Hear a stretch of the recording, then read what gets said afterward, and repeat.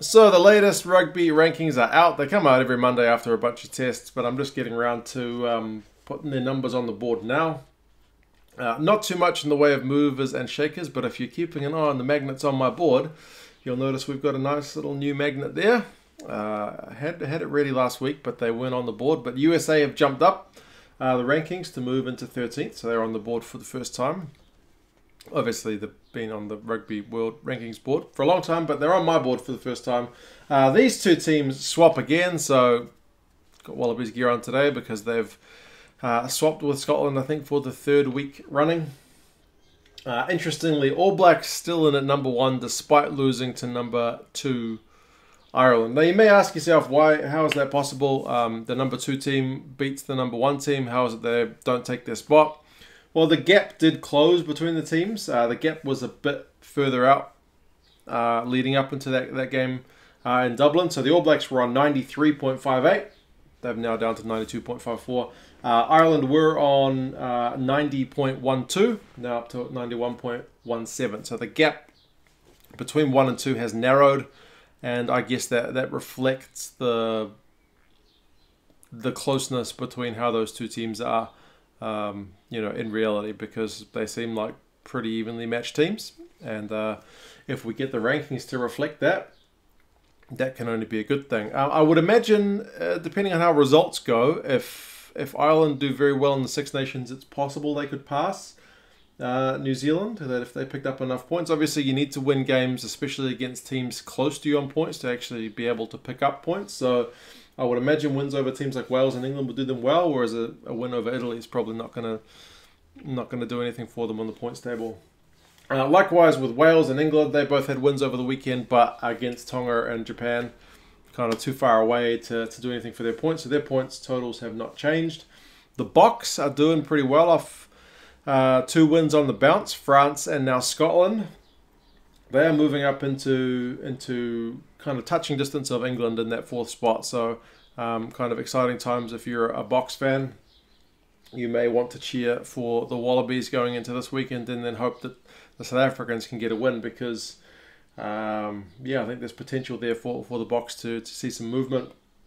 Wallabies, as I said, swapped with Scotland, having got a win over Italy. Scotland had a loss, so they dropped down a wee bit. Their points totals have moved on Australia 82.51 up to 83.08, so it's kind of half a point move, and Scotland down to 81.57. Last week was 82.75, so again, a wee bit of a drop.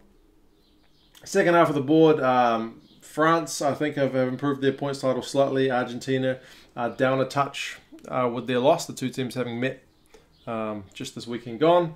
Fiji, no movement there. I think they had a game over the weekend.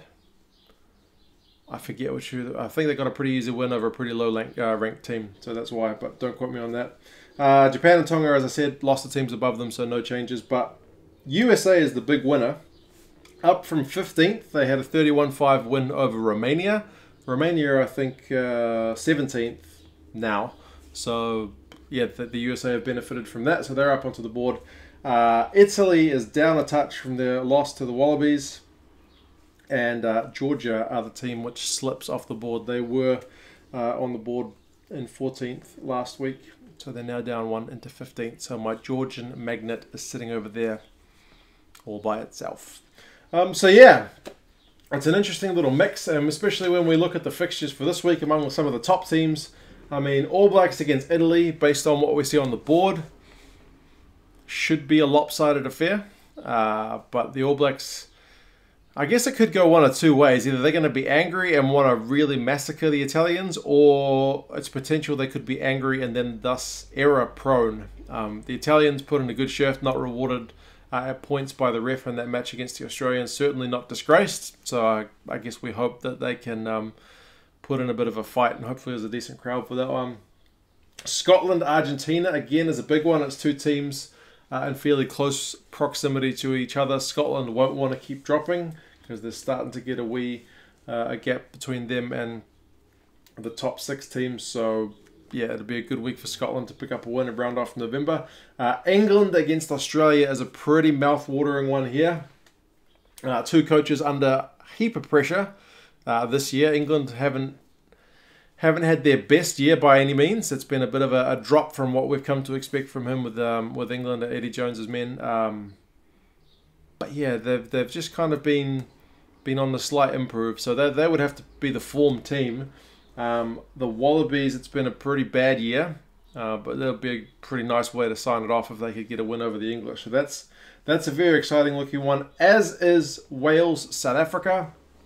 Number 3 against number 5. As I said, the Boks have been climbing this points chart, and they will have Wales in their sights. But Wales have still got a fair bit to say for that, because they're going to be no pushovers. Scintillating scoreline against Tonga. I haven't seen that game. But yeah, they managed to get one over Australia the week before. So in terms of mentality, they'll be in a very good place. There's a winning culture in that team, and I don't think they're going to want South Africa to just come in and get a result. So for me, those are probably the 2 games of the round: England, Australia, and Wales, South Africa. Ireland are playing the USA, so that should go Ireland's way pretty comfortably. And France, Fiji, that'll be a good one as well, because, I mean, 8th against 10th on the table, it's not that far away. Fiji will have to, I guess, prove a point that they belong up there with some of the big boy teams. But yeah, those are the rankings. You guys let me know your thoughts on this movement. How do you think America is going to go against Ireland? Could be an interesting one, I suppose, if the Irish decide to shift in some of their young guys. But man, even their young guys are really so good. So the second string guys, if you can call it that, are still likely to put in a pretty big shift and be putting their hands up for a first team performance. Likewise with New Zealand, you'd have to imagine they're going to ring some of the changes, but there's definitely a desire for a feel good send off to the season. Yeah, and the other fixtures as well, like I mentioned. You guys let me know your thoughts on those. The big 2, Australia, South Africa, going into England and Wales. How do you think they're going to go? Yeah, let me know your thoughts, and I'll talk to you again soon. See you later.